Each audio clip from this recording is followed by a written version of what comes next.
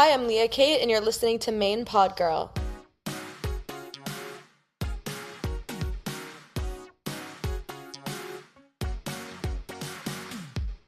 Hey, welcome to Main Pod Girl, a podcast made by Popheads for Popheads. Every episode we'll be diving into all kinds of pop culture topics with some of our favorite artists and music commentators. I'm your host, AJ Marks, and today's special guest had her breakout hit 10 Things I Hate About You reach the top 40 in the UK and Australia and rack up 300 million streams on Spotify. Since then, she's toured with Madison Beer, Hayley Kiyoko, Anne Marie, and Jess Glynn, and released 2 studio albums. The most recent, Genius, came out last November. I'm thrilled to have one of my top artists of last year on the podcast. It's Leah Kate. So let's start off with what we're listening to. Do you want to go first? Do you want me to go first? Maybe you go first. Okay, so I've been really obsessed with the BB No Money album from, I think it was from last year. And I'm unfortunately just getting into it because I saw him recently in LA and we had a great conversation. So I was let me get back to that because I loved the singles. I am obsessed with Baby No Money. He's we're kind of friends too. I mean, not friends, but I know him. We used to share the same manager. And he's so cool and nice. He's a great guy and his music's amazing. His music is amazing. I feel like he, and this is maybe a wild take, but I feel like he and Doechii would probably make some amazing song together. It oh would my just be God. the goofiest song ever. They need to do it. Yes. And I'm also listening to Amelia Moore. She has a song called Underwater. I love her. She's so talented. Yeah, I love the lyric. Next time I hold a man down, it'll be underwater. Next time I hear him out, it'll be the last words. Oh my God, that's so good. It's like a Miss Andrew Honey by Kalani. You know what I mean? Wow, so iconic. That's sick. Love. What are you listening to, Leah? My recent favorite song is called I Love It, I Love It, I Love It by Bella K. Have you heard that one? I'm familiar with Bella K, but I don't know I Love It, I Love It, I Love It. I'm going to have to check it out. Oh my God, it is so good. I have no words for it. It's just addictive and I cannot stop listening to it as of 2 days ago. It's kind of blowing up right now, I think, but it's so fire. I listen to it, I'm like, damn, I wish I wrote this song.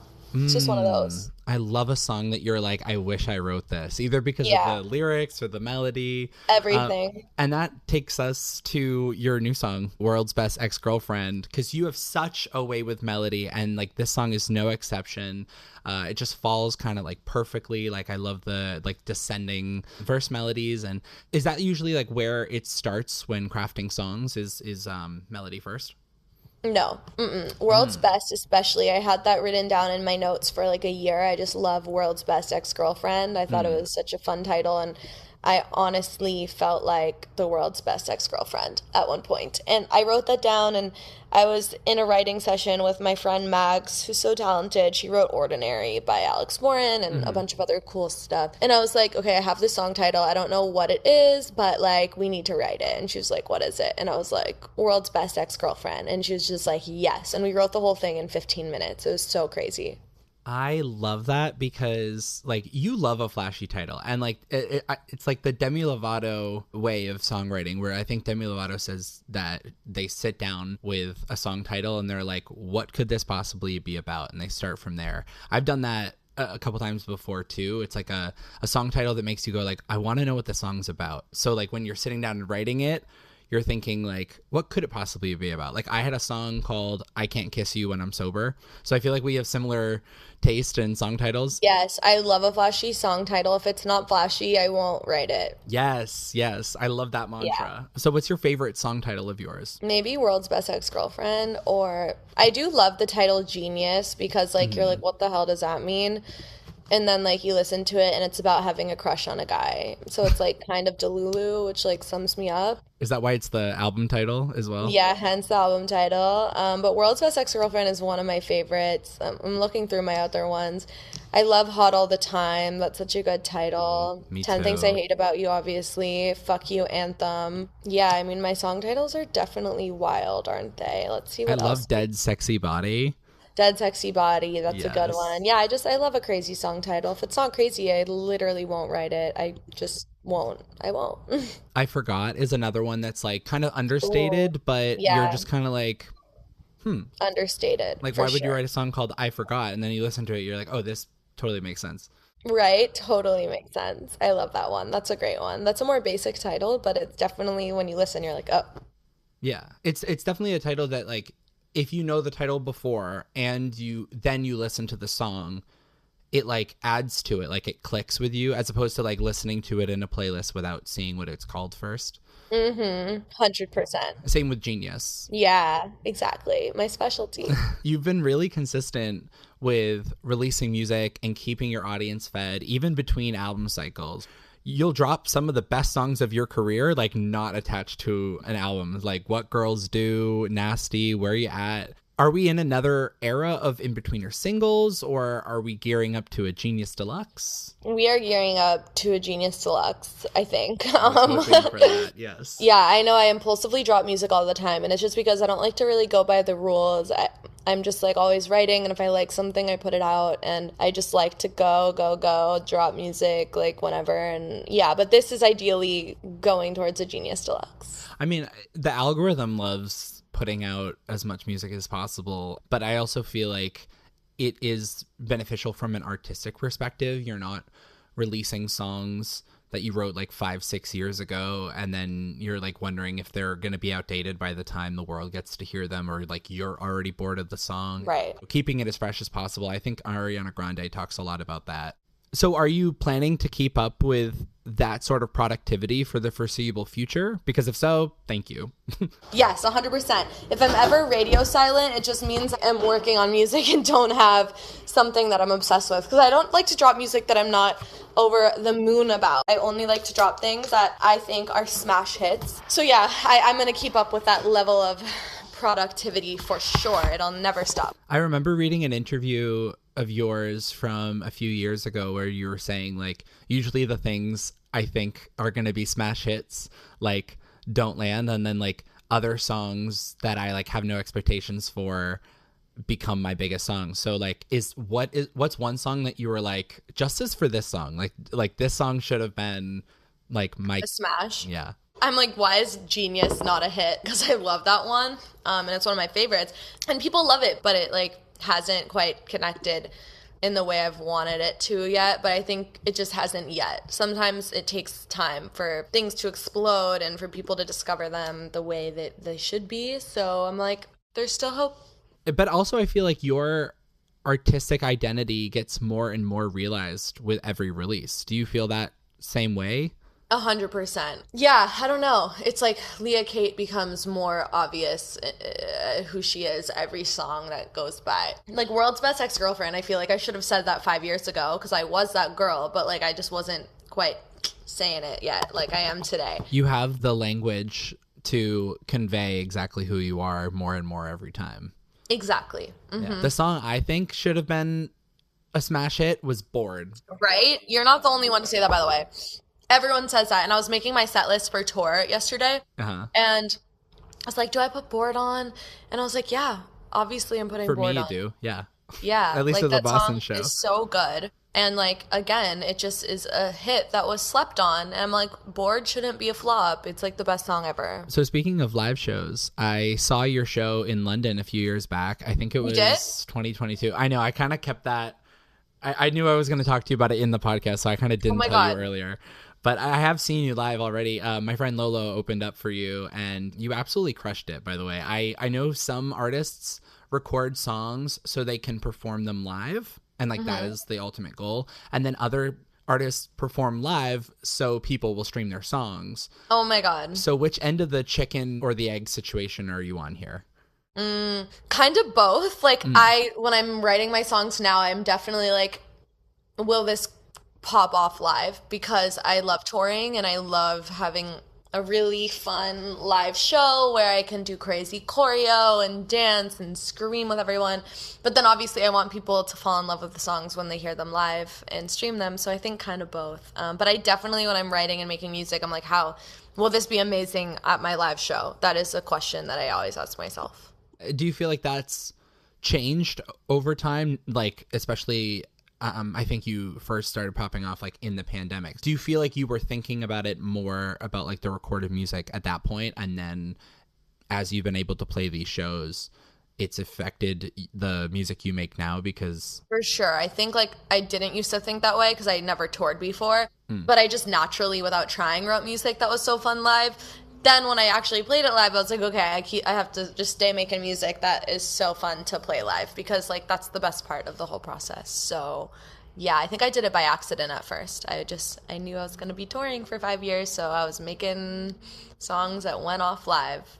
And when it comes to interpolations, I know they can be divisive, but for example, like songs like My Bed, they can like be really tongue in cheek with like a classic and frame it in a new context. Same thing with like, if you take like a movie title, like 10 Things I Hate About You, or like a movie quote, like Get In Loser, and like you make those, build those into a song. I've noticed less of that on your new album, but is that a conscious decision and like maybe an evolution of Leah, or have you just been changing up your inspirations? 10 Things I Hate About You actually had nothing to do with the movie. I just like genuinely had 10 things I hated about a guy and turned it into a song. And then after I wrote it, I was like, oh, that's a movie title. Right. Oh, wow. My Bed, my label was like, make an interpolation. And I was like, okay. And obviously My Bed made the most sense. Twinkle Twinkle was like kind of a joke. And we just like, whatever, I don't know what happened there. So they're all for different reasons. So I usually like to stay just like kind of original and just like writing what's true to me. So I'm not really an interpolation kind of girl. A lot of songwriters would try and like push that on me, be like, let's interpolate something. And I just like want to make my own shit that's going to be iconic that other people will interpolate. So there's nothing against interpolating. It's so fun when people do it, but I just like to be kind of more original. And so I'm not the biggest interpolator, even though I have so many songs that I guess you're right, have like interpolated other things, but it is so fun. Yeah, I don't do it often. Yeah, I feel like also, I mean, the royalties are much better when you're not interpolating publishing, yeah. Yeah. And I know you're tapped into what people are saying online. Do you feel more and more people are like starting to like see the vision and get on board with Leah Kate? Like, as we were talking about earlier, when you're finding that artistic identity more and more with each release, do you feel like the public is kind of having that opinion as well? 100%. I think I've been through many phases of like what people are saying about Leah Kate on the internet over the years, and things have been really mean and really nice, and you know, there are all sorts of I don't know. It's definitely shifted though. I feel like ever since Genius, I don't know, people seem to really love the album, and I always see TikToks being like, why did you guys hate on this girl so much? Her music's so good. So I always love seeing videos like that. But yeah, definitely the tone has shifted. People have definitely been really evil to me online, but I'm used to it now. I don't even really care anymore. I'm just like, okay, cool. So yeah. Do you like the word, or how do you feel about the word underrated? I like underrated. I think I'm really underrated. I think so too. I think it's like should be bigger than they are right now is like, in my opinion, always a compliment, but I don't know. I mean, I didn't want to push that onto you. No, I think I'm so underrated. I think my song should have like billions of streams, but they don't yet. Yet, exactly. Yeah. And people will wake up to that in time. I think they will. You're also positioned as underrated, I guess, because of that hate or people not getting it at first. Because now people are saying, they're like, wait, hold on, like let's wake this up. Yeah, let's wake this the fuck up. So I'm in agreement. Leah Kate is underrated. I love it. So now I have a game for us to play. Uh-oh. Okay, I love a game. Popheads gone viral. Like we were talking about, so many older songs are going viral and even climbing into the top 10 of the Billboard Hot 100. We're going to give you some songs that I think could go big in the charts once again and give you 4 different methods. Okay. Are you ready to make these songs go to the top? Yeah. So starting off with the different methods that we could do, one could be a pop punk version, one could be like a resurfaced demo version, one's an Ariana Grande remix, like Ariana Grande just randomly hops on this song, and another one is, and this is the last time we can do it because she's closing her show, is a karaoke cover. Okay. So the first one is Bulletproof by LaRue. Such an iconic song from when we were growing up, but I feel like is also underrated in terms of just like, we don't talk about that song enough. So underrated. So would you like to hear a pop punk version of Bulletproof, a resurfaced demo version, an Ariana Grande remix, or a karaoke cover? No, I'm kind of like, I want to hear a pop punk version of it. Right? Sounds fun. And who's going to be doing the pop punk version? Me. Yes, absolutely. Taking it back to the roots. Taking it back Let's go back to our roots. The next one is 3 by Britney Spears. Are we doing pop punk version, resurfaced demo, Ariana Grande remix, or karaoke cover? I kind of want to hear the resurfaced demo. Ooh, yeah, like some original Britney vocals. Yeah. Mm-hmm. I feel like it'd be fascinating. It would be. I feel like I wouldn't have said this a couple years ago, but I feel like I would say an Ariana Grande remix only because of what she did on Yes and like Eternal Sunshine. I feel like it'd also just be very funny given her public perception for her to do a remix of 3 by Britney Spears. But I think that would be absolutely fascinating. And that song, it's iconic because I think it's about a devil's three-way too. Like Peter, Paul, and Mary. Like, you know what I mean? It's written with 2 guys. I love that. Love. The next one is I Love It by Icona Pop and Charlie XCX. Are we thinking pop punk version, resurfaced demo version, Ariana Grande remix, or karaoke cover?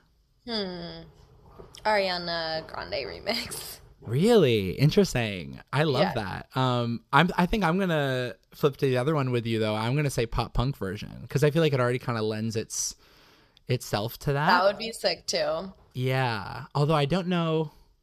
I feel like you'd have to get someone who's like not screamo, but like borderline screamo to kind of to hop on that. Really screamo for sure.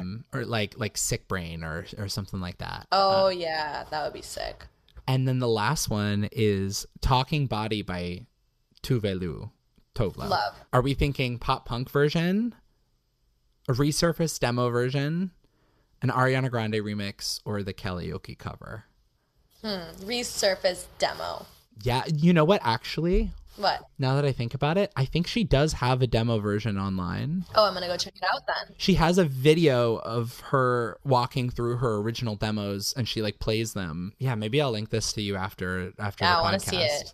But it's actually really, really fascinating. I think I would choose a karaoke cover. Okay. Got to give Kelly Clarkson some love. We haven't chosen her yet, but also I feel like she just has the vocals for it. It's a little fast. I feel like she like excels with like slower songs or more like heartfelt songs, but I feel like she could kill this one, or she can make it slower.